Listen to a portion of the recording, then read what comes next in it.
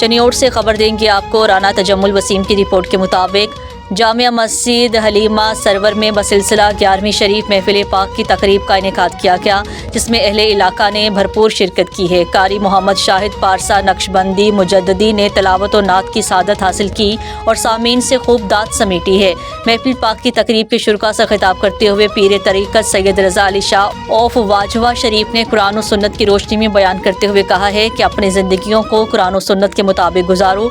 इस्लाम मुकम्मल दीन है। हज़रत मोहम्मद सल्लल्लाहु अलैहि वसल्लम आखिरी नबी हैं। उनके बाद ना कोई नबी आया और ना ही आएगा। एक दूसरे के साथ भलाई किया करो, मिलजुल कर रहें और आपस में इत्तेहाद कायम रखें। ये सब मेरे नबी की सुन्नत है। तफरकाबाजी में ना पड़ो।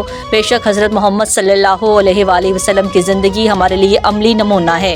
उसके बाद ही ज़िंदगी गुजारने में दुनिया और आखिरत में कामयाबी है।